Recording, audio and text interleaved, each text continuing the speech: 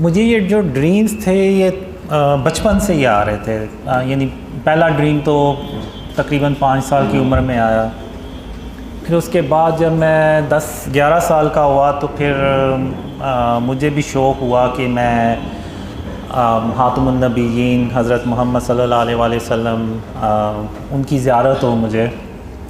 तो उसमें फिर मैंने काफ़ी दरूद शरीफ भी पढ़ी और काफ़ी अल्लाह से दुआ भी की, लेकिन मुझे कोई ऐसा ड्रीम नहीं आया।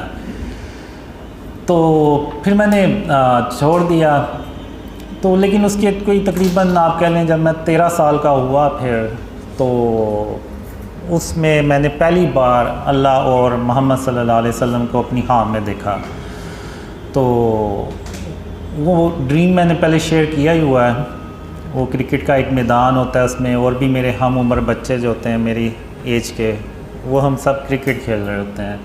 तो अल्लाह मोहम्मद सल्लल्लाहु अलैहि वसल्लम से पूछता है कि आपने इन बच्चों में से जो सा बच्चा चुनना है तो आप उसको चुन के तो मुझे बता दें।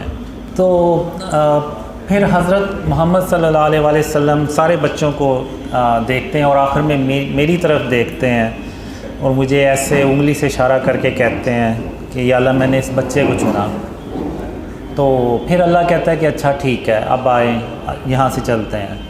तो वो दोनों चले जाते हैं, लेकिन मैं वहाँ पे खड़ा सोचता रहता हूँ कि आखिर ख़ातमुन नबिय्यीन मोहम्मद सल्लल्लाहु अलैहि वसल्लम ने मुझे ही क्यों चुना।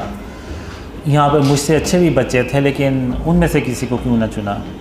तो वो ड्रीम वहीं ख़त्म हो जाता है। तो उसके बाद ये ड्रीम्स आते हैं, थोड़े बहुत आते हैं। कभी बारिश हो रही है, कभी मेरे पीछे कोई पड़ा हुआ है और मैं अल्लाह मुझे उससे बचा लेता है। तो वो मुझे बाद में पता चलता है कि वो एक्चुअली में दज्जाल था।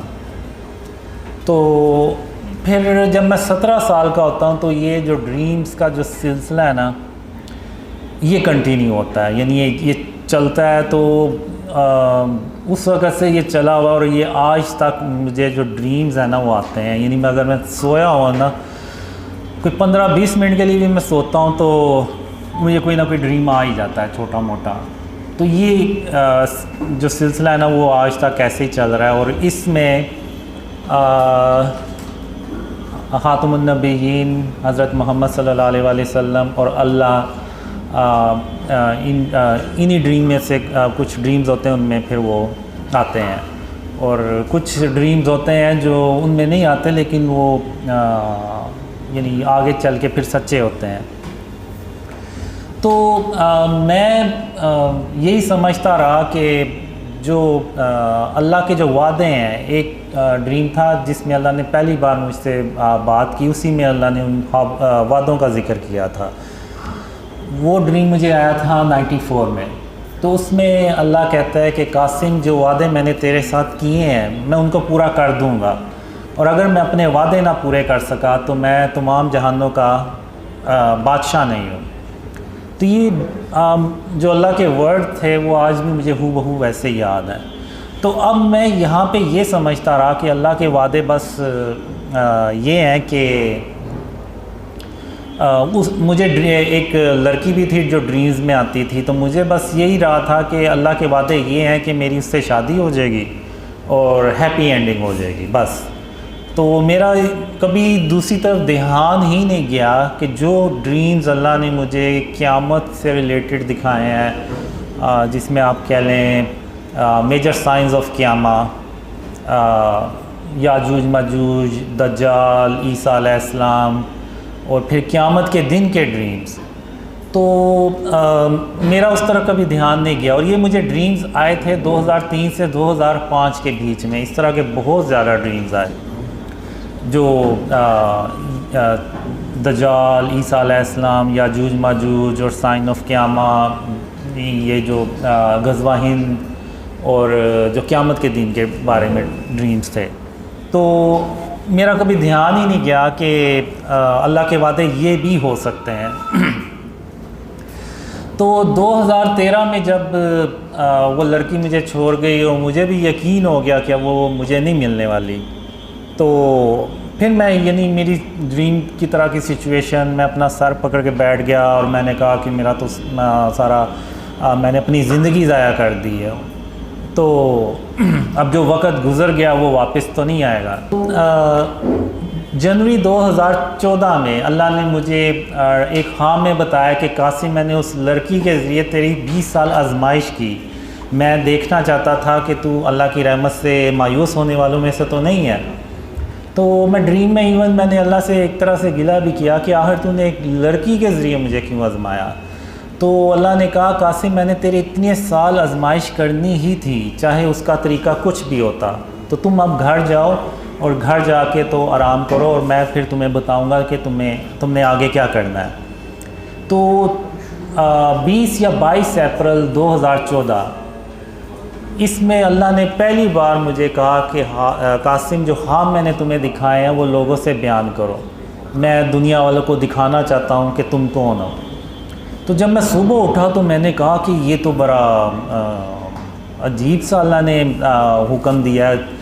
ये तो ऐसा हुक्म है कि वो यानी अगर मैं मेरे घर वाले यकीन ना करें तो जो मुझे जानता ही नहीं है तो वो कैसे यकीन करेगा इन ड्रीम्स पे।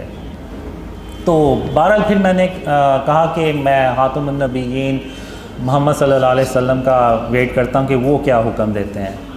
तो वो भी कोई 7 दिन हफ्ता 10 दिन बाद ड्रीम्स में आए, तो उन्होंने भी मुझे वही कहा कि जो ख्वाब अल्लाह ने तुम्हें दिखाए हैं वो लोगों से बयान करो। तो चूँकि अब अल्लाह और मोहम्मद सल्लल्लाहु अलैहि वसल्लम दोनों ने मुझे वही हुक्म दिया तो मेरे पास फिर कोई और चॉइस ही नहीं थी। मैंने फिर वो ड्रीम शेयर करना शुरू किए ईमेल्स के थ्रू अपने घर वालों से इधर उधर, तो किसी ने यकीन ही नहीं किया। तो फिर सितंबर में मैंने तकरीबन वो ईमेल्स के थ्रू भी ड्रीम्स शेयर करना छोड़ दिए। तो फिर अक्टूबर 2014 में एक ख्वाब में मैं अल्लाह से कह रहा होता हूँ कि अल्लाह, इन ख्वाबों पे कोई यकीन नहीं करने वाला और मैं सिर्फ़ अपना वक्त ज़ाया कर रहा हूँ। तो अल्लाह फिर कहता है कि नहीं कासिम, जब मैं किसी काम का इरादा करता हूँ तो फिर मैं उसको करके छोड़ता हूँ और मुझे रोकने वाला कोई भी नहीं होता।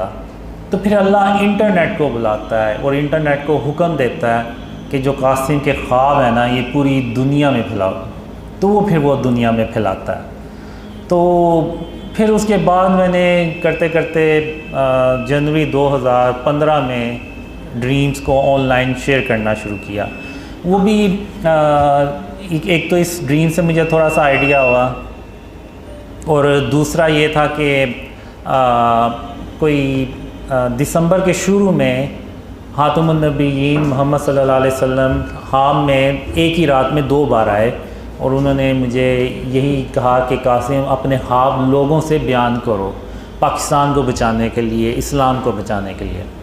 तो वो एक ही रात में 2 बार आए। तो मैंने यानी जब भी खातमुन नबीयीन मोहम्मद सल्लल्लाहु अलैहि वसल्लम एक ही रात में 2 बार ख्वाब में आए तो वो इसका मतलब होता है कि मुझे वो काम करना होता है।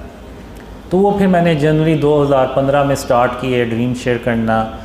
तो वो इतने कमेंट्स बीच में नीचे इतने बुरे कमेंट्स आए तो मैंने कहा मैंने इस काम के लिए तो नहीं ये ख्वाब शेयर करना शुरू किए थे कि लोग मुझे बुरा भला के हैं। तो वो फिर मैंने जनवरी के एंड तक ना पक्का फ़ैसला कर लिया कि मैं इन ख्वाबों को ना शेयर करना बंद कर दूँगा।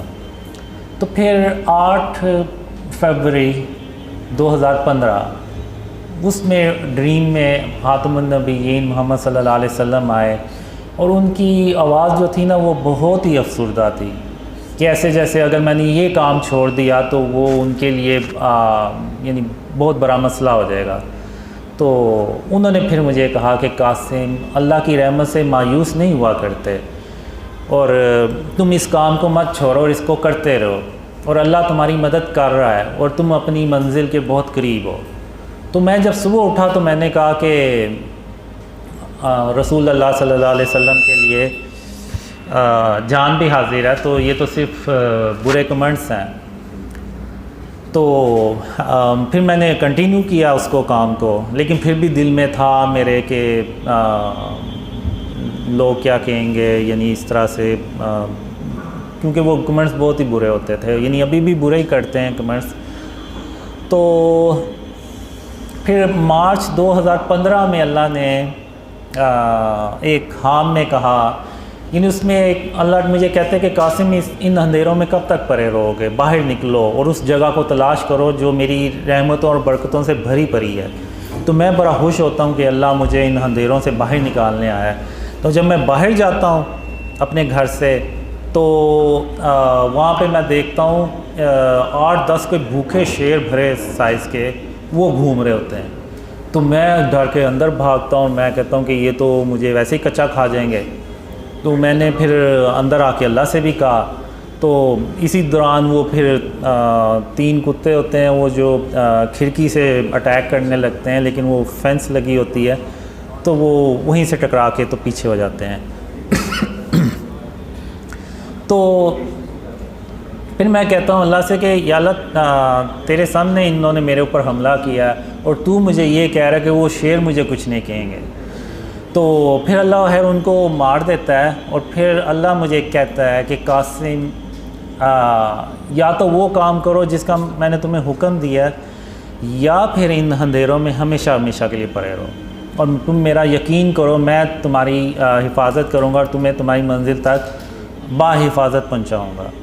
तो ये कह के अल्लाह वहाँ से चला जाता है। अब मैं उधर दीवार पे नीचे बैठ के तो सर टांगों में दबा के तो सोचता रहता हूँ कि और कहता हूँ कि मैं इधर भी अगर रहूँगा तो मौत मुझे यहाँ भी आ जानी है, लेकिन जैसा कि अल्लाह मुझे कहता है कि वो मेरी हिफाजत करेगा तो मुझे अल्लाह पे भरोसा करना चाहिए और बाहर निकलना चाहिए। तो फिर मैं वो बाहर निकलता हूँ, तो वो करते करते अल्लाह मुझे बचाते आ रहता है और मैं उस जगह पहुँच जाता हूँ। तो फिर अल्लाह मुझे कहता है कि कासिम क्या मैंने तुम्हें नहीं कहा था कि मैं तुम्हें तुम्हारी मंजिल तक बाहिफाजत पहुँचाऊँगा। तो फिर मैं अल्लाह से कहता हूँ कि हाँ या अल्लाह तूने अपनी बातें सच कर दिखाई। तो यहाँ पे फिर मैं कहता हूँ अल्लाह से कि अब मैं कल अपने जितने भी मेरे काम हुए मैं वो सारे कर लूँगा। तो फिर यहाँ पे अल्लाह सीरियस हो के ना मुझे कहता है अच्छा कासिम तो फिर मैं भी उसके बाद क़यामत कायम कर दूँगा। तो इस तरह के भी ड्रीम्स जो है ना काफ़ी मुझे आए जिसमें क़यामत का आखिरी दिन होता है और मैंने अपने काम करने होते हैं, लेकिन मैं हर ड्रीम में किसी न किसी वजह से अपने काम कंप्लीट नहीं कर पाता। लेकिन अल्लाह अपनी रहमत से क़यामत कायम नहीं करता और एक और दिन देता है जिसमें वो फिर मैं उससे अगले दिन जो होता है ना वो अपने सारे काम कंप्लीट करता हूँ। तो फिर जब अल्लाह ने मुझे ख्वाबों का हुक्म दिया शेयर करने का, तो फिर मैंने सोचा कि कहीं अल्लाह के वादे वो तो नहीं है जो मुझे एंड ऑफ टाइम से रिलेटेड आए थे, जिसमें हम ईसा अलैहिस्सलाम से जाके मिलते हैं और फिर वो क़यामत के दिन के ख्वाब। तो मैंने कहा हो सकता है अल्लाह के वादे जो है ना वो हों। लेकिन फिर भी जब मैंने ड्रीम शेयर करना शुरू किए तो मैंने कहा बस 2-4 लोग यकीन कर लेंगे, इससे ज़्यादा नहीं करेंगे। तो लेकिन फिर अब आज मैं देखता हूँ दुनिया भर से लोग ड्रीम्स पे अल्लाह की रहमत से उसकी मदद से बिलीव कर रहे हैं, ना सिर्फ बिलीव कर रहे हैं बल्कि एफ़र्ट्स भी कर रहे हैं, उनको आगे ड्रीम्स को फैला भी रहे हैं। तो मेरे लिए तो ये मौजज़ा है अल्लाह का, आप माने या ना माने, क्योंकि आज के दौर में जब हर कोई अपने काम में बिज़ी है, किसी के पास यानी इतना टाइम ही नहीं है कि इन चीज़ों की तरफ ध्यान दे। और ऐसे यानी जितने भी हैं सारे नाम हम आपस में कभी जानते थे एक दूसरे को, ना मुझे ये कभी जानते हैं ना कभी मिले, लेकिन फिर भी ये जो है ये ड्रीम्स फैला रहे हैं, वीडियोस बना रहे हैं और इस तरह से लोगों को यानी अक्सर के तो अपने यानी उनके अपने जो फ्रेंड थे उन्होंने भी उनसे फ्रेंडशिप तोड़ दी और उनके घर वालों में भी मसला हुआ, लेकिन फिर भी अल्लाह की मदद से और अल्लाह की रहमत से वो काम को कंटिन्यू कर रहे हैं।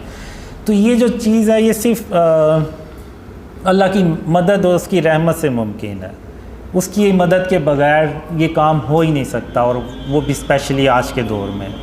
तो मेरे लिए तो ये मौजज़ा ही है अल्लाह का, क्योंकि इसमें मुझे ड्रीम्स भी आए थे कि 2011 से 2013 में मैं कुछ ऐसे लोगों यानी जा रहा होता हूँ, कुछ रास्ते में मुझे ऐसे लोग मिलते हैं कि जिनको मेरे नाम का भी पता होता है, और उनमें से कुछ को इतना पता होता है कि अल्लाह ने मुझे किसी जगह जाने का हुक्म दिया है।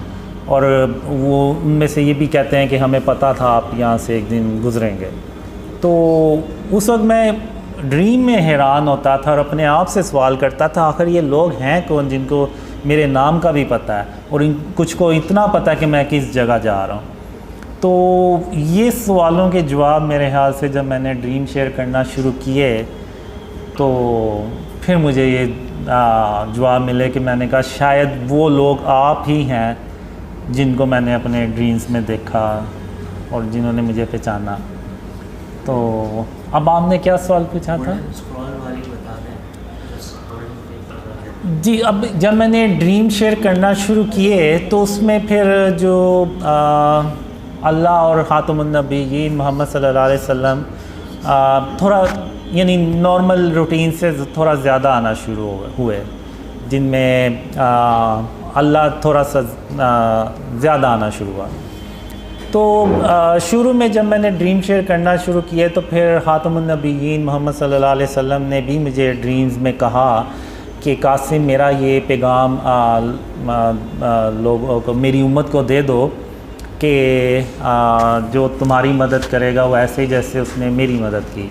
और फिर उसके बाद कुछ ड्रीम्स में ऐसे भी आया कि अल्लाह जो है ना वो गोल्डन पेपर्स में उन लोगों के नाम लिख रहा है जो यानी शुरू में इन ड्रीम्स को फैलाते हैं। और मुझे ये भी ड्रीम्स में आया कि इस उम्मत के जो बेहतरीन लोग होंगे वो इन ड्रीम्स पे पहले यकीन करेंगे और फिर ये ड्रीम्स फैलेंगे, फिर थोड़े से और ऊपर के लोग बिलीव करेंगे, फिर इवन फिर मीडिया से रिलेटेड लोग बिलीव करेंगे, फिर कुछ पॉलिटिशियंस इस तरह से, और फिर करते करते ये ड्रीम्स जो है ना वो इतने फैलेंगे कि जो आर्मी चीफ़ ऑफ पाकिस्तान है उनको भी इन ड्रीम्स का पता चलेगा और वो इन ड्रीम्स को सुनेंगे। तो फिर उसके बाद ख़ातमुन नबीयीन मोहम्मद सल्लल्लाहु अलैहि वसल्लम आर्मी चीफ़ को गवाही देंगे कि कासिम अपने ख्वाबों के बारे में किसी से झूठ नहीं बोल रहा और बिल्कुल वैसे ही कुछ होने जा रहा है जैसा कि अल्लाह ने कासिम को ख्वाबों में दिखाया है। तो ये विटनेस मिलने के बाद फिर जो है ना वो काफ़ी ड्रीम्स जो है ना वो दुनिया में फिर बहुत ही ज़्यादा फैलते हैं, जिसका यानी पाकिस्तान की तरक्की और इस्लाम की सरबुलंदी से भी ताल्लुक़ है। और गोल्डन आप चाहें तो क़यामत के मंज़र वाला अर्श के नीचे वाला अगर आप चाहें। अच्छा ठीक है। अब जो क़यामत का जो दिन होता है ना, जब अल्लाह क़यामत कायम करता है, इससे पहले मैंने एक ड्रीम में अल्लाह से पूछता हूँ कि अल्लाह आखिर ये कैसे होगा कि तू क़यामत के दिन हम सब को आवाज़ देगा और हम सब तेरी तरफ दौड़ते चले जाएंगे। तो अल्लाह ने मुझे एक मिसाल दी। अल्लाह कहता है कासिम जैसे कि एक बिल्ली है और उसके छोटे छोटे दूध पीते बच्चे हैं, वो अपने बच्चों को दूध पिला के तो अपना रिस्क तलाश करने के लिए बाहर चली जाती है और फिर वो कई घंटों के बाद जब वापस आती है और उस वक्त उस दौरान उसके बच्चे जाग जाते हैं और वो अपने आप को अकेला देख के, अपनी माँ को पास ना देख के तो खौफ महसूस करते हैं कि हमारी माँ कहाँ है। तो फिर जब बिल्ली आती है और वो दूर से अपने बच्चों को आवाज़ देती है तो उसके जो बच्चे हैं वो दौड़ते चले जाते हैं अपनी अम्मी के माँ के पास, और ये नहीं देखते कि इनको कोई रास्ते में कोई ख़तरा भी हो सकता है, कोई नुकसान भी हो सकता है। नहीं, वो बस ये देखते हैं कि हमारी जो माँ है उसने हमें बुलाया। तो बिल्कुल इसी तरह मैं क़यामत के दिन जब तुम सबको आवाज़ दूँगा तो तुम सब इसी तरह मेरी तरफ दौड़ते चले आओगे और मेरे सामने हाज़िर हो जाओगे। तो अब जब मैंने देखा अपने ड्रीम्स में कि अल्लाह क़यामत कायम कर देता है, तो अब मुझे ऐसे लगता है जैसे मैं ज़मीन से उग के निकला हूँ, जैसे कोई पौधा उगता है तो उस तरह से ना मैं ज़मीन से उगा हूँ। और जैसे ही मैं उठा हूँ तो वो ऑलरेडी यानी होता है कि मैंने अल्लाह रब्बुल आलमीन के पास जाना है, यानी उसके सामने जाना है। तो अब मैं उधर ऐसे तेज़ चलता हुआ ना, तो जैसे अल्लाह ने ऑलरेडी मुझे बताया हुआ कि मैंने कहाँ जाके खड़े होना है। तो मैं उधर जाता हूँ और जाके खड़ा हो जाता हूँ, तो वहाँ पे हातमुन नबिय्यीन मोहम्मद सल्लल्लाहु अलैहि वसल्लम पहले से आगे खड़े होते हैं। तो अब जो अल्लाह का क़यामत के दिन जो अर्श होता है ना, उसका साया जैसे शाम का साया होता है ना, तो लंबा हो जाता है। तो ये अब जैसे ये अल्लाह का अर्श का साया है और इधर ये बाकी मैदान है, और सूरज इस तरफ होता है, काफ़ी भरे साइज़ में होता है। तो उसका जो ऐसे रोशनी आती है, तो अल्लाह के अर्श के जो साया है ना, वो ऐसे एक लंबा साया बन जाता है। तो सबसे आगे हातमुन नबिय्यीन मोहम्मद सल्लल्लाहु अलैहि वसल्लम खड़े होते हैं, फिर उसके पीछे आप सल्लल्लाहु अलैहि वसल्लम की जो उम्मत होती है वो, फिर जब उसके बाद फिर हज़रत इब्राहीम अलैहिस्सलाम और उनकी उम्मत के लोग होते हैं, फिर उसके बाद सारे दर्जा बदर्जा अल्लाह के नबी और उनके उम्मती होते हैं। तो जो मैंने ड्रीम्स में देखा है, हातमुन नबिय्यीन मोहम्मद सल्लल्लाहु अलैहि वसल्लम की उम्मत की जो तादाद है वो बहुत ज़्यादा होती है बाकी नबियों की उम्मतों से। तो मैं यहाँ पे खड़ा हो जाता हूँ और मेरे साथ वो लोग होते हैं जो दुनिया में साथ होते हैं। तो अब मोहम्मद सल्लल्लाहु अलैहि वसल्लम यहाँ पे अब हमसे ना मुलाकात करने आते हैं। तो वो जितने भी लोग होते हैं वो सब हातमुन नबिय्यीन मोहम्मद सल्लल्लाहु अलैहि वसल्लम उनसे इन पर्सन मिलते हैं, और वो कहते हैं कि आपने दुनिया में कासिम के साथ रहे, और इस्लाम और यानी उस पर उस जो ड्रीम्स आए थे उस वक्त मुझे, तो उस वक्त मुझे नहीं पता होता कि हमने ऐसा आखिर क्या काम किया है कि हातमुन नबिय्यीन मोहम्मद सल्लल्लाहु अलैहि वसल्लम हमसे मिलने पहले आए हैं। तो बहरहाल उस वक्त तो मुझे नहीं समझ लगी, लेकिन आज अब तो समझ लगती है कि वो शायद इस्लाम की सरबुलंदी से मुतल्लिक ही काम होगा। तो हातमुन नबिय्यीन मोहम्मद सल्लल्लाहु अलैहि वसल्लम फिर हमें कहते हैं कि आज अल्लाह जो है ना आपको खुश कर देगा, अल्लाह अपनी रहमतें और बरकतें आप पे नाजिल करेगा। तो इस तरह से मैंने ना वो ड्रीम में देखा, और उस वक्त मैं ड्रीम में भी यानी ये सोच रहा होता हूँ, हैरान हो रहा होता कि हमने आखिर दुनिया में ऐसा क्या काम किया होगा कि हातमुन नबिय्यीन मोहम्मद सल्लल्लाहु अलैहि वसल्लम खुद हमसे मिलने आए हैं। तो वो इस तरह का ड्रीम होता है। तो उसके अलावा भी काफ़ी ड्रीम्स होते हैं, यानी उसमें ये जो एरिया होता है इधर सारे कुफ़ार होते हैं खड़े हुए, और उनके गर्दनों में और पूरा जंजीरों में जकरे होते हैं, और ऐसे यानी कि उनके ऊपर ये आज जो दिन है ना वो बहुत भारी है। तो और उनके लिए कोई छाँव नहीं होती, और इवन ज़मीन भी उनकी तप रही होती है, और ज़मीन से भी जो है ना वो उनको तपिश महसूस हो रही होती, मिल रही होती। तो इस तरह से वो ड्रीम। गज़वा हिंद, ये जो जंग है ये मैंने अपने ड्रीम्स में बहुत बार देखी है। तो अब ये जंग ना हम पे मुसल्लत की जाती है बेसिकली, हम कोई यानी हमें शौक़ नहीं होता कि हम ये जंग खुद से करें। हम यानी पाकिस्तान में पाकिस्तान अल्लाह की रहमत से तरक्की कर रहा होता है, और अल्लाह की रहमतें और बरकतें पाकिस्तान पे नाजिल हो रही होती हैं। तो हमें तो ज़रूरत ही नहीं होती कि हम है किसी से जाके तो जंग शुरू कर दें। अब होता ये है कि मिडल ईस्ट में जो जंगें हैं ना वो हो रही होती हैं, जिसमें तुर्की और अरब कंट्रीज़ जो है ना वो बहुत बुरी तरह से तबाह हो रहे होते हैं। तो हम ये करते हैं कि उधर जो मुसलमान होते हैं उनको जितना ज़्यादा से ज़्यादा हम पाकिस्तान में ला सकते हैं लेके आते हैं। इससे पहले मैं थोड़ा सा ये बता दूं कि जब आर्मी चीफ़ को गवाही मिलती है मेरे ड्रीम्स के बारे में, तो फिर उनको भी, आर्मी को भी यकीन हो जाता है कि जो पाकिस्तान है ना इसका जो एंड ऑफ टाइम में और आगे जो इवेंट्स आने हैं ना उसमें बहुत अहम की रोल इसने प्ले करना है। तो उस सिलसिले में फिर पाकिस्तान में रिफॉर्म्स होती हैं, जिसको आप कह लें कि इस्लामी सदारती निज़ाम जिसको आप कह लें। तो इस तरह से ना वो चेंज होता है सिस्टम।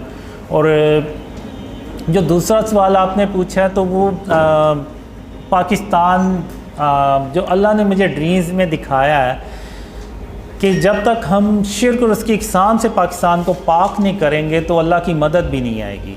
अभी होता यह है कि हम जो भी प्लान्स बनाते हैं तो उसमें अल्लाह की मदद हमारे साथ नहीं होती, क्योंकि शिर्क जो है ना वो पाकिस्तान में जगह जगह भरा पड़ा है।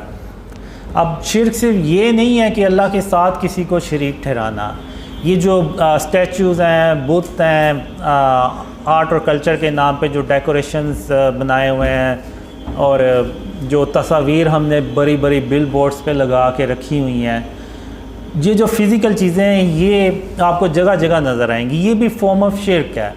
अब मक्का जो काबा है उसमें 360 जो थे वो बुत ही पड़े हुए थे, तो अब वो बुत वो वाले हों या जो आज के दौर में बुत बनाते हैं आर्ट और कल्चर के नाम पे वो हों, वो सब सेम ही है। उनकी जो प्रेजेंस है या उनकी जो वजूद है वो वही है, सिर्फ शक्लें डिफरेंट हैं और तो कोई मसला नहीं, और तो कोई डिफरेंस नहीं है। तो अगर आप देखें तो आज के दौर में आप एक टाउन से 360 से ज़्यादा इस तरह के स्टैचूज़ निकाल लेंगे। तो ये जो चीज़ें हैं ना ये सब फॉर्म ऑफ शिर्क में आती हैं। अब इब्राहीम अलैहिस्सलाम ने बुतों को तोड़ा, अब नौज़बिल्ला उन्होंने कोई उसको करना तो नहीं था लेकिन उन्होंने फिर भी तोड़ा, क्योंकि वो अल्लाह का हुक्म था और उन्होंने उस सरज़मीन को शिर्क से पाक करना था। तो वो तभी होता है जब वो बुत तोड़े जाए, बुत ख़त्म किए जाएं और तस्वीरें ख़त्म की जाएं। अब मैं यहाँ पे ये नहीं कह रहा कि लोग बाहर निकलें और तोड़ दें, ये हुकूमत का काम है और वही करे ये काम तो बेहतर है और उसे ही करना चाहिए, और वही कानून बनाएं कि इस तरह जो भी अपने दुकानों में स्टैचूज़ रखेगा या गैर ज़रूरी तस्वीरें लगाएगा तो उसको फ़ाइन होगा या जो भी।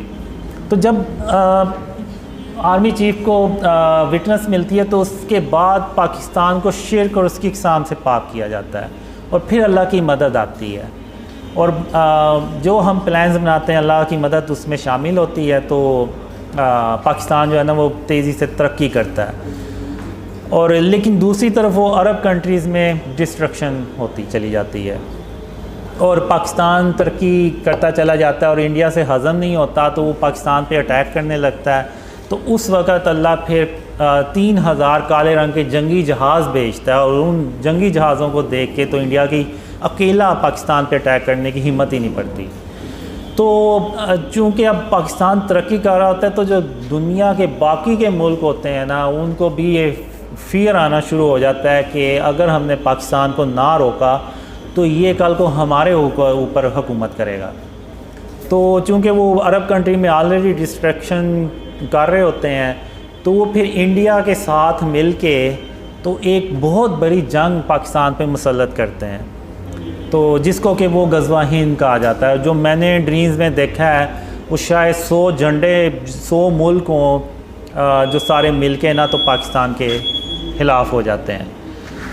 तो अब इस दौरान पाकिस्तान की जो आबादी है वो भी ज़्यादा होती है, क्योंकि लोगों को पता चलता जाता है कि ये एंड ऑफ टाइम और इस तरह से गज़वा हिंद का वक्त आ रहा है।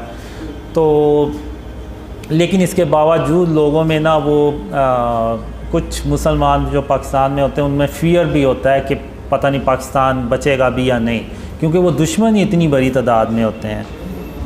तो लेकिन अल्लाह जो है वो पाकिस्तान की मदद करता है, और इस जंग में हातमुन नबीयीन मोहम्मद सल्लल्लाहु अलैहि वसल्लम खुद फ़िज़िकल शिरकत भी करते हैं और वो उस जंग में मौजूद होते हैं। लेकिन वो जो सरबराह होता है उसके इल्म में होता है या कुछ जो लोग होते हैं करीबी उनको पता होता है कि हातमुन नबीयीन मोहम्मद सल्लल्लाहु अलैहि वसल्लम भी इस जंग में शरीक हैं। तो अब जो मैंने ड्रीम्स में देखा है कि पाकिस्तान का 10% से ज़्यादा जो है ना वो नुकसान नहीं होना चाहिए इस जंग में, और फिर जब जंग शुरू होती है तो अल्लाह मदद करता है और पाकिस्तान जो है ना वो हिंदुस्तान को ना डिफ़ीट कर देता है। और जो मैंने ड्रीम्स में देखा है वो इतनी ज़्यादा तबाही होती है कि उसमें तकरीबन 80 करोड़ लोग जो है ना वो मारे जाते हैं, जिसमें बहुत ज़्यादा तादाद हिंदुस्तान उनकी होती है। तो उसके बाद मैं देखता हूँ तो जो औरतें, बच्चे और बुज़ुर्ग जो है ना, वो बहुत बड़ी करोड़ों की तादाद में बच जाते हैं। और हम उस जंग में भी ख़ातमुन नबिय्यीन मोहम्मद सल्लल्लाहु अलैहि वसल्लम के जो बनाए हुए असूल हैं जो जंगों में, वही हम उसको भी अपनाते हैं और किसी यानी बच्चों को और बुज़ुर्गों को, औरतों को नहीं मारते। तो वो बच जाते हैं। तो वो फिर पाकिस्तान को पैगाम देते हैं कि या तो आप हमें भी मार दें या फिर आप हमें अपनी पनाह में ले लें। तो सब फिर हुकूमत ऐलान करती है कि आप दो मर्दों को दो तीन चार शादियाँ करें और उन औरतों को पनाह दें। तो उसके बाद फिर मिडल ईस्ट में पाकिस्तान जाता है काले रंग के जंगी जहाज़ लेके, और वहाँ पे रशिया और अमेरिका को शिकस्त देता है और पाकिस्तान अकेला जो है ना वो सुपर पावर बन जाता है। तो उसमें जो मैंने ड्रीम्स में देखा है कि जो हम यूरोप में जाने लगते हैं तो वो पहले ही हाथ खड़े कर देते हैं और वो जंग नहीं करते। वो कहते हैं आए आप और हम पे हुकूमत कर लें, इस तरह का कोई सीन होता है। और फिर पाकिस्तान जो है वो पूरी दुनिया में जब ख़ातमुन नबिय्यीन मोहम्मद सल्लल्लाहु अलैहि वसल्लम का सच्चा इस्लाम फैलाता है तो पूरी दुनिया अमन से भर जाती है। लेकिन इसका जो स्टार्ट है ना वो पाकिस्तान से होगा। तो इस तरह से मैंने ये देखा है कि दुनिया कैसे अमन से भरती है। फिर उसके चंद साल बाद दज्जाल जो है वो बाहर आ जाता है। फिर दज्जाल से एक बहुत बड़ी जंग होती है जिसमें तकरीबन 2 से 2.5 अरब लोग मारे जाते हैं। उनमें ज़्यादातर तादाद मुसलमानों की होती है। तो फिर उसके बाद दज्जाल के बाद फिर ईसा अलैहिस्सलाम आते हैं। फिर जो मैंने ड्रीम्स में देखा है कि अल्लाह मुझे ना जब दज्जाल आता है ना तो कुछ लोग होते हैं, उनको अल्लाह कहता है कि इनको ले पहाड़ में ले जाके ना तो छुपा दो। अब वो एक पहाड़ होता है, उसके अंदर वो सारा तराशा होता है, अंदर पूरी एक बिल्डिंग सी बनी होती है, सब कुछ सारी सहूलतें होती हैं, अंदर रहने के लिए सारा फूड का इंतज़ाम होता है और वो वहाँ पे रहते हैं। और मैं उनसे कहता हूँ कि जब तक मैं ना हूँ आप लोगों ने इधर ही रहना है। तो फिर जब मैं दोबारा जाता हूँ तो वो ट्रेन पे उनको बिठाता हूँ और फिर वो ट्रेन पे हम जब जा रहे होते हैं तो याजूज माजूज रास्ते में हमारी ट्रेन पे अटैक करते हैं। तो अल्लाह जो है वो हमें बचा लेता है याजूज माजूज से भी। और फिर हम ईसा अलैहिस्सलाम के पास पहुँचते हैं और फिर ईसा अलैहिस्सलाम के साथ रहना शुरू हो जाते हैं। और फिर उसके बाद एक कोई बीमारी आती है जिसमें वो 2 से 3 हफ्ते में सारे मुसलमान जो है ना वो अल्लाह को प्यारे हो जाते हैं। तो उसके बाद शैतान जो होता है वो भी इंसानों की शक्ल में आ जाता है और जो कुफ़ार होते हैं यानी वो बदतरीन लोग होते हैं। अब जब ईसा अलैहिस्सलाम आते हैं तो एक तरफ उम्मत के बेहतरीन लोग होते हैं और दूसरी तरफ आप कह लें कि इंसानी तारीख़ के बदतरीन लोग होते हैं। तो मुसलमानों के बाद वो शैतान जो है वो उनमें इंसानों की शक्ल में आ जाता है और वो उनको बहकाता है और फिर उन्हीं लोगों पे अल्लाह जो है ना वो बदतरीन जो लोग होते हैं ना उन पे क़यामत कायम करता है। तो इस तरह से मैंने ये ड्रीम्स में देखा है। अब जो रीसेंट ड्रीम है वो मैंने 3 दिन पहले देखा था, वो भी काले रंग के जंगी जहाज़ों के बारे में था। तो उसमें ये होता है कि पाकिस्तान में यानी तब्दीली आ चुकी होती है और पाकिस्तान तरक्की करने लगता है। तो उसमें वो फिर 3 काले रंग के जंगी जहाज़ आते हैं और उनमें से एक जंगी जहाज़ इंडिया में जाता है अटैक करने। यानी हम चाहते हैं कि यानी शुरू में ही इंडिया को प्रेशराइज़ किया जाए और इन ख्वाबों का फ़ायदा उठाते हुए। तो एक जंगी जहाज़ जाता है लेकिन इंडिया अलर्ट हो जाता है और वो काफ़ी यानी जहाज़ अपने भी उड़ाता है। तो वो जंगी जहाज़ जो है वो ऐसे हवा में खड़ा भी हो जाता है, रुक भी जाता है और फिर वो वेट करता रहता है। चूँकि वो जहाज़ ज़्यादा होते हैं तो वो फिर वापस आ जाता है। तो जब वो वापस आता है तो इंडिया जो है वो जैसे मैच जीतने के बाद पाकिस्तान से वो शोर शराबा करते हैं और हल्ला गुल्ला करते हैं, तो उसी तरह उनके जो सारा करते हैं और उनके जो जहाज़ होते हैं वो भी ऐसे स्टंट करते हैं कि देखो हमने तुम्हारा जो जंगी जहाज़ आया था उसको भगा दिया।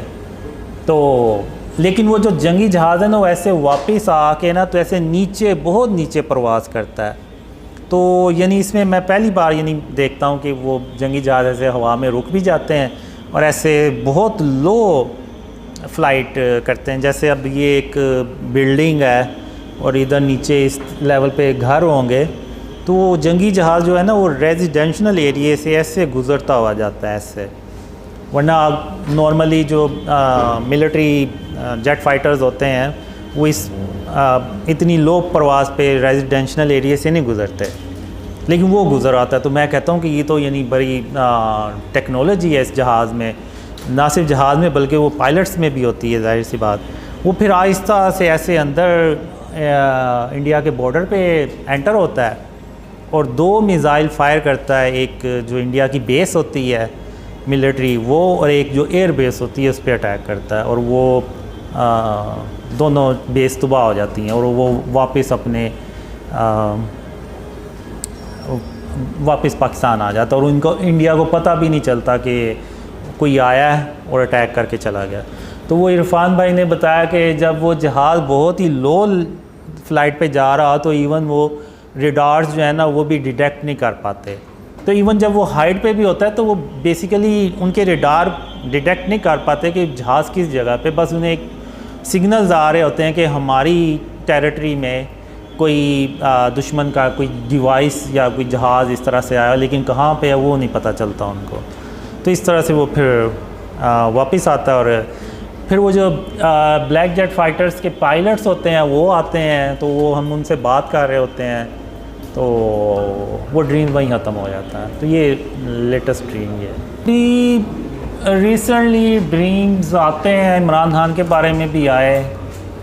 तो लेकिन एक चीज़ है कि जब तक इस मुल्क को शिर्क और इसकी इक़साम से पाक नहीं किया जाएगा ना, ये मुल्क नीचे चलता जाएगा। लोग मुझसे पूछते हैं तो मैं वो बस उसी बेस पे कहता हूँ कि जब तक हम शिर्क से इस मुल्क को पाक नहीं करेंगे तो अल्लाह की मदद भी नहीं आएगी। अल्लाह की मदद नहीं आएगी तो इसका मतलब है कि ये मुल्क मज़ीद नीचे चलता जाएगा। तो जो मुझे लग रहा है कि मैं कहना नहीं चाहता, लेकिन मुझे यही लग रहा है कि ये मुल्क में मज़ीद मसाइल पैदा होंगे, मज़ीद डॉलर्स का मसला होगा, इकोनॉमी का और पॉलिटिकल स्टेबिलिटी आ भी जाए तो कोई मुझे नहीं लग रहा कि कोई इकोनॉमी इसकी बेहतर होगी। तो जो नवाज शरीफ के बारे में जो ड्रीम्स थे उसमें वो आएंगे पाकिस्तान दोबारा वापस,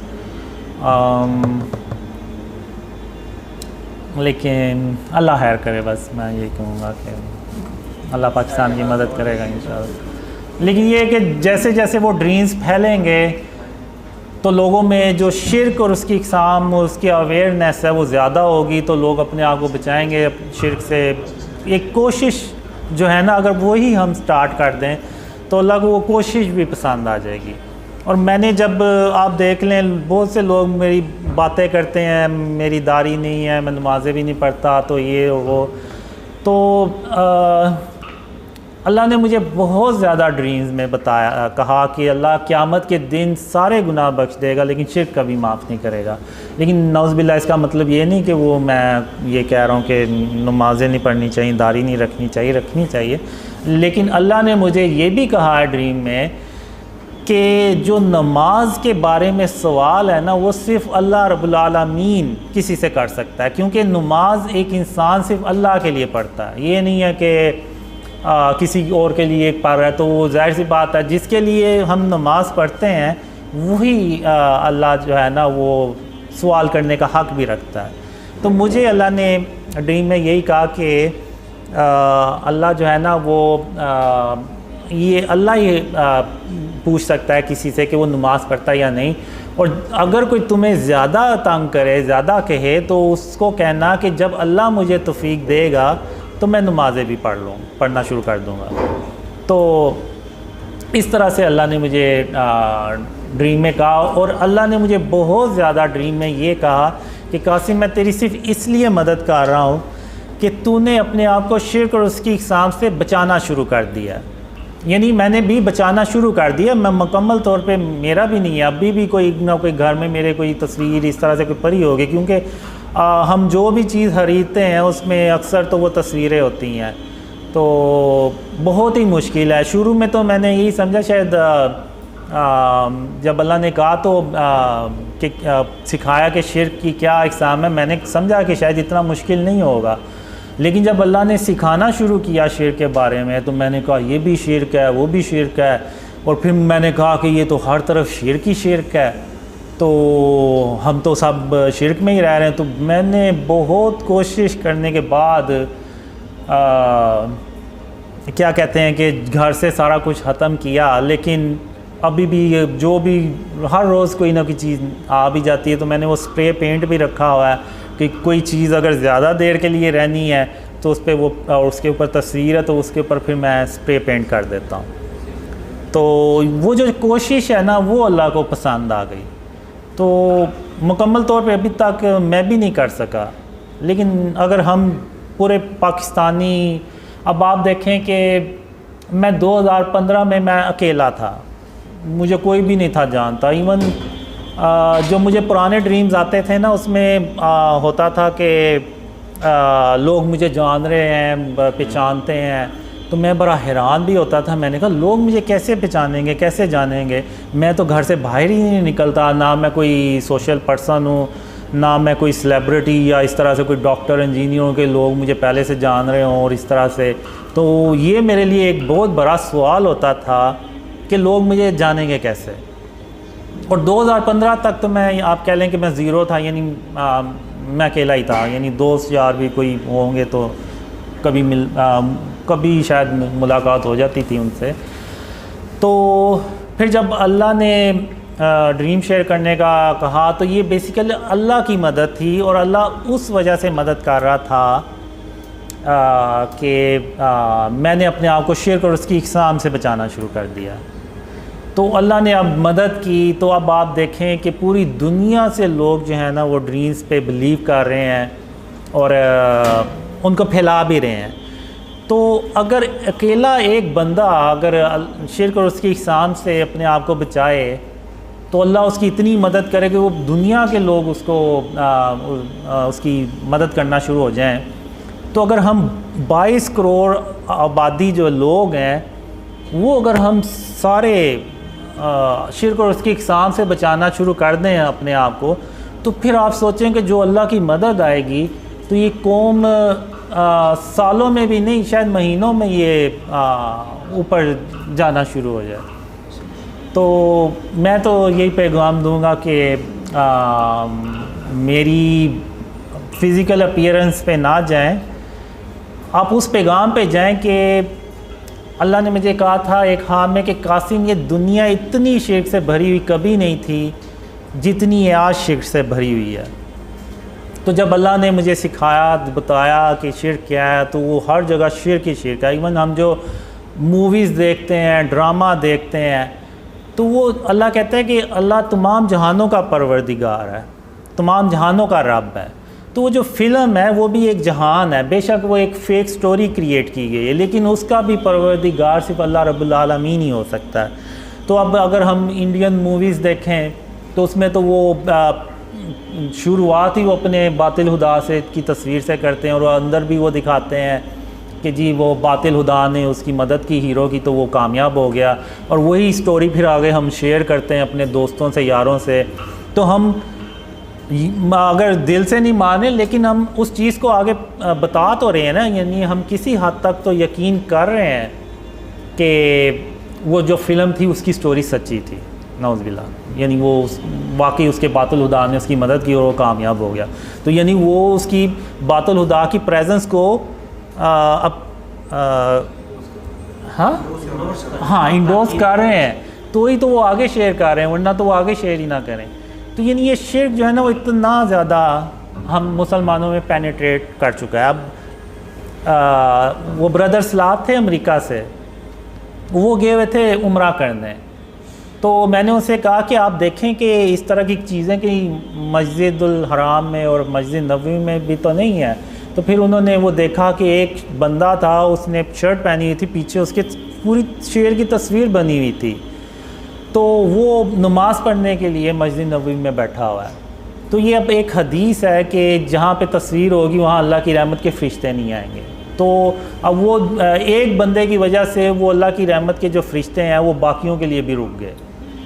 तो अब एक वाक़या था, जंग थी, जब ख़ातमुन नबिय्यीन मोहम्मद सल्लल्लाहु अलैहि वसल्लम वापस आए अपने घर, तो उन्होंने खिड़की पे पर्दा देखा जिस पे वो चिड़िया का एक परिंदे का स्केच बना हुआ था। तो आप सल्लल्लाहु अलैहि वसल्लम ने उस पर्दे को गुस्से से उतार के तो फेंक दिया और हज़रत आयशा रज़ी ताला अन्हा से कहा कि दोबारा इस तरह की चीज़ मेरे घर ना आए। तो वो एक सिर्फ स्केच था, तो उन्होंने उस पर्दे को भी गुस्से से उतार के फेंक दिया। तो जो स्टैचूज़ हैं और ये सारा ये तो बहुत बड़ी बातें हैं। तो हमें जो है ना वो अपने आप को शिर्क और उसकी इक़साम से हर हाल में बचाना चाहिए। एक सवाल है तरफ से, वो कह रहे हैं कि when is the right time to come to Pakistan. ठीक है, सिस गोनिंग ये फरमानी, उन्होंने उनकी तरफ से सवाल आगे फॉरवर्ड किया। और दूसरी चीज़ है कि कोई आपको ख्वाब है दुकान के बारे में कि मोहम्मद हनीफ ने पूछा दुहान दुकान धुआं की बड़ी निशानी में से एक निशानी, 10 बड़ी निशानियों में से एक बड़ी निशानी ये धुआं तो नहीं, मैंने डस्ट स्टॉर्म देखा है। वो जो बिल्डिंग होती है फ़लस्तीन के इलाके में बनती है, वो जब उसके बेस में एक धमाका सा होता है और वो पूरी दुनिया अरब कंट्रीज़ में फैलता चला जाता है। इतनी ज़्यादा वो धुआं होता है कि वो सूरज की रोशनी भी ज़मीन पे नहीं पा रही होती। अब वल्लाह आलम ये शायद सिंबॉलिक हो, वर्ल्ड वार 3 को रिप्रेजेंट कर रही हो, वल्लाह आलम। और दूसरा right time, the right time to come to Pakistan is when you see the dreams spread a lot, यानी जब बहुत ज़्यादा ड्रीम फैल जाएं और पाकिस्तान के हालात भी बेहतर होना शुरू हो जाएं, तो तब यानी इंशाल्लाह जब शिर्क का खात्मा होना शुरू हो जाए, जी जी, और हुकूमती लेवल पर जब ये उसूल बन जाए जी, तो तब means when you see dreams are spreading a lot and we Pakistani started to remove the shirk and its form within the country, then after it the help of Allah will come to Pakistan inshallah, because you are not a Pakistani who will come to Pakistan, so it will be very difficult for you guys to live here in this situation. The current situation is not good. So when the situation will be good, then you can come to Pakistan inshallah.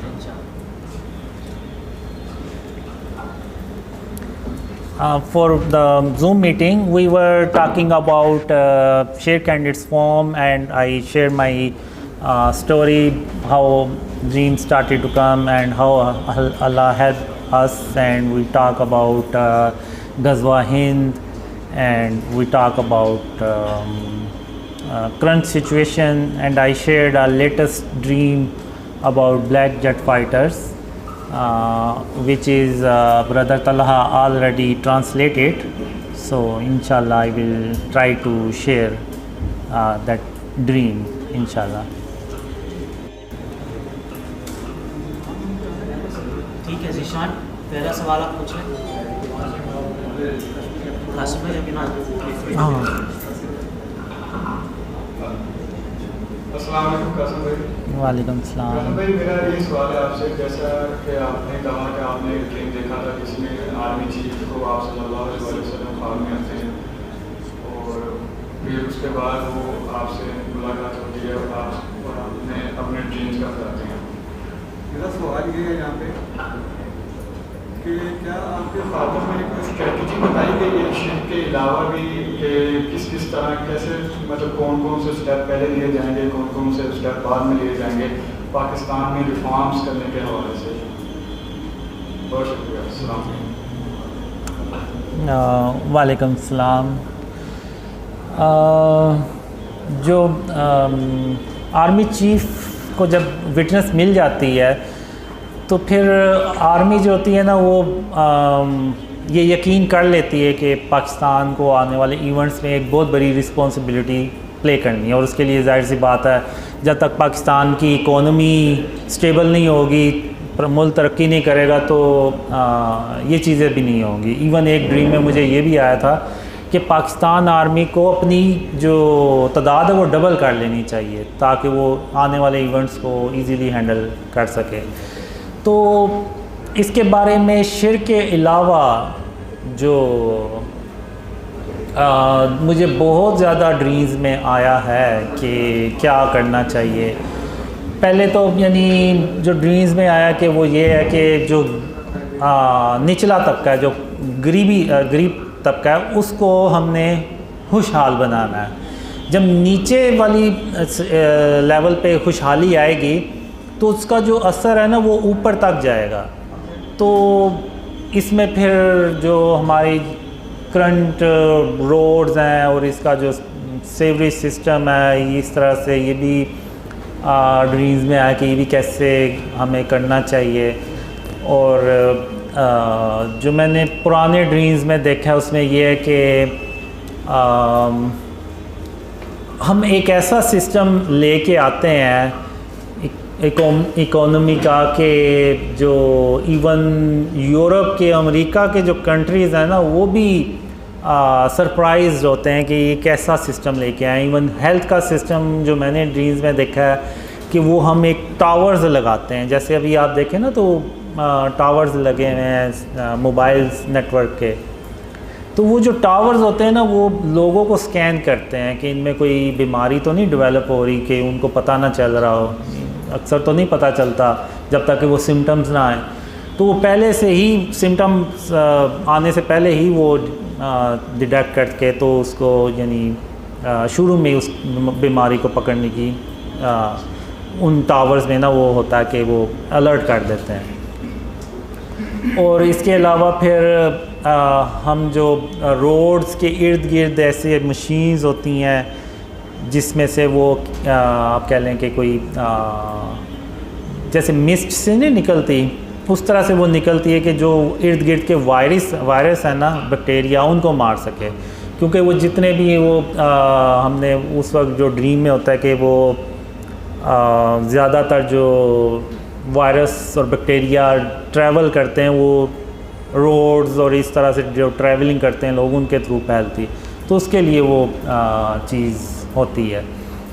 तो इस तरह से dreams में आया। और फिर इतना मैंने देखा है कि पाकिस्तान में इतनी खुशहाली आती है कि कोई यानी आपको गरीब नहीं मिलता कि कोई जिसको कोई ज़रूरत हो खाने की या इस तरह से, तो इतनी यानी अल्लाह की रहमतें और बरकतें देखी हैं। लेकिन ये होता तभी है जब हम शिर्क और उसकी इकसाम से अपने आप को बचाना शुरू करते हैं। क्योंकि एक सूरह नमल सूरह सबा में अल्लाह ने एक कौम का ज़िक्र किया हुआ है जो हर तरह से खुशहाल थी और उसमें कोई बुराई नहीं थी, सारे यानी नेकूकार लोग थे, उनमें कोई भी बुराई नहीं थी। तो अल्लाह ने उनको 2 बाग दिए हुए थे जो कसरत से फल लगते थे उनमें, और उसको बेच के तो वो अपनी इकोनॉमी चलाते थे और जो भी उनमें खुशहाली थी वो उन बागात की वजह से थी। लेकिन आहिस्ता आहिस्ता उन लोगों ने ये कहना शुरू कर दिया कि ये जो बाग है ना ये हमारी, हम मेहनत करते हैं तो ये फल लेके आते हैं। तो अल्लाह ने उन फलों को ना मुर्दा कर दिया। और फिर अल्लाह ने उस कौम से सवाल किया कि अब भी तो तुम उतनी ही मेहनत करते हो जितनी पहले करते थे, तो अब ये ऐसे फल क्यों नहीं लगते जिनको तुम बेच सकते हो या तुम खा सकते हो। तो यानी बात करने का मतलब ये है कि जब तक हम यानी उन्होंने भी एक तरह से ना अल्लाह से तवक्कल हटा के तो अपने बाजुओं अपनी मेहनत पे ले आए कि यानी ये भी एक फॉर्म ऑफ शिर्क किया कि अल्लाह के अलावा किसी और पे तवक्कल कर लेना। तो जब तक हम शिर्क और उसकी इकसाम से अपने आप को नहीं ना बचाएंगे तो आप भूल जाएं कि अल्लाह मदद करेगा। तो यही मैं कहूँगा। I think when dreams spread a lot means a lot of people believes on the dreams, like are gathering here, then I think if someone want to come, then we can also is able to help them. So without local support, it will be very difficult for you guys to settle in Pakistan. But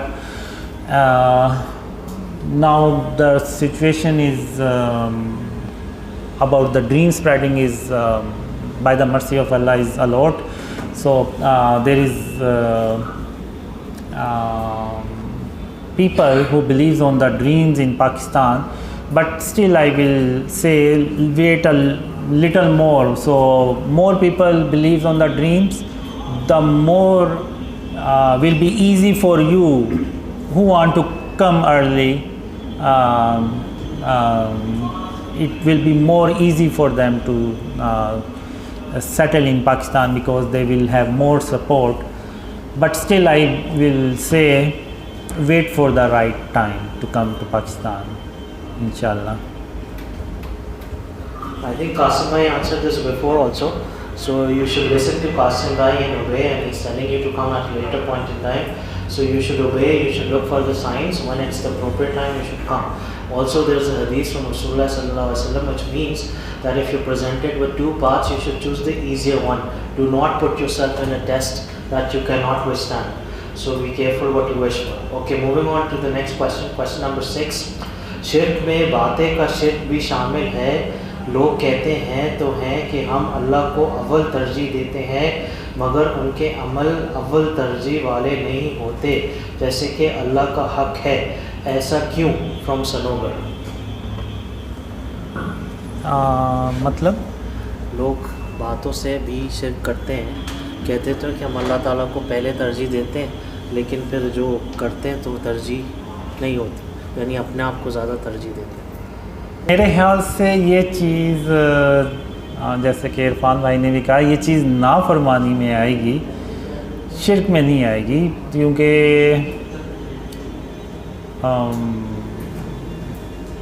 शिर्क तो वो है कि जो यानी जैसे तस्वीरें हो गई, जैसे अगर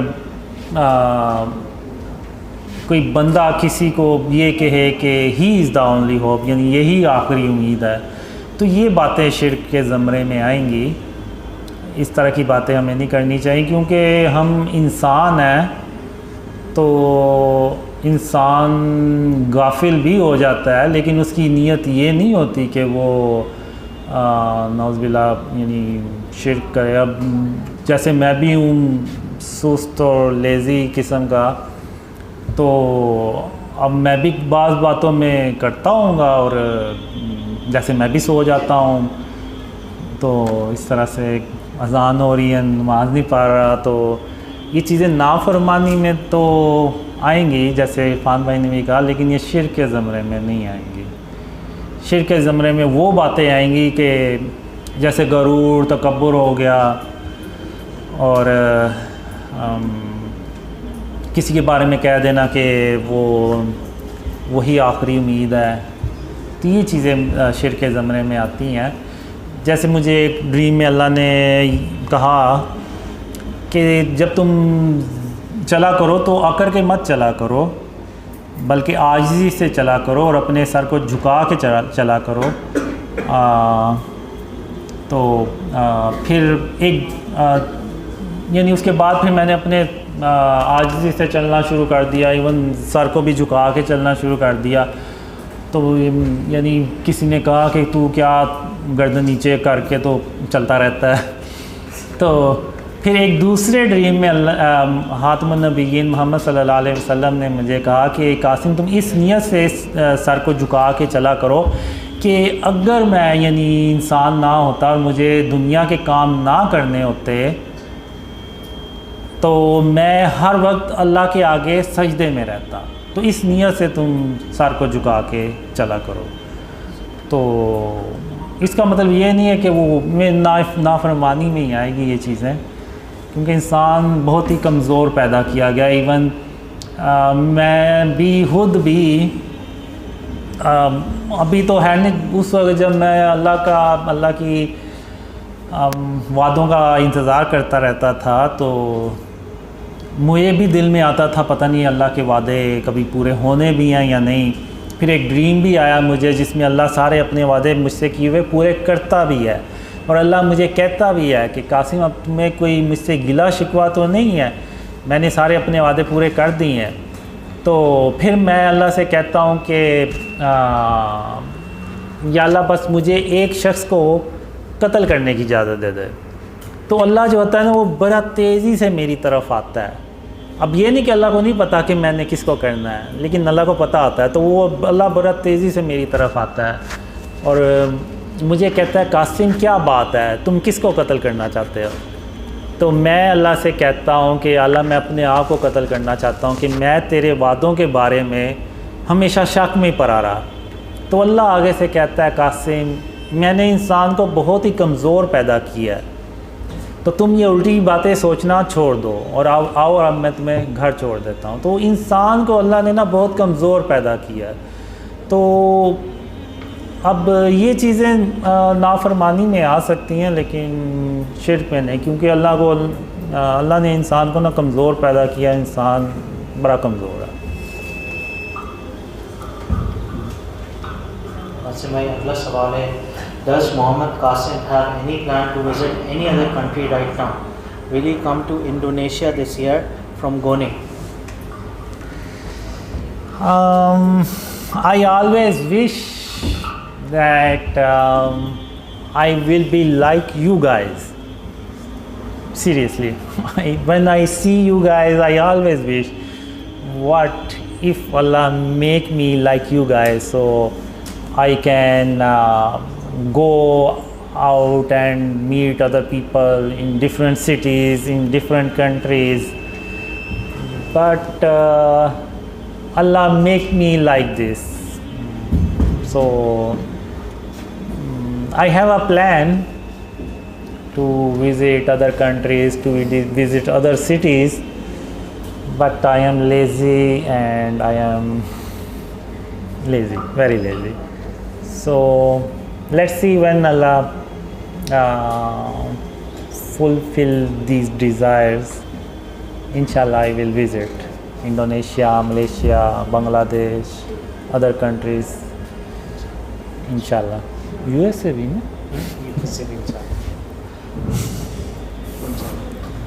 This is just the humility of Qasim bhai. Actually, इनकी वालदा भी बीमार थी, so because Qasim bhai's mother is ill and she needs attention, and Qasim bhai is the only one with her right now. So I think that is one of the reasons that Qasim bhai is not traveling, or maybe he's seen some dreams that he's not sharing with us. So maybe because of that reason. Question number 8. Have brother Qasim seen any dream about Tabut-e-Sakina, Mohammed Shiraz? Tabut-e-Sakina पर आपने कोई ख्वाब देखा है? क्या ताबूत Sakina? Tabut-e-Sakina English में पूछा किसी ने? उर्दू में भी यही कहते हैं। मोहम्मद शिराज।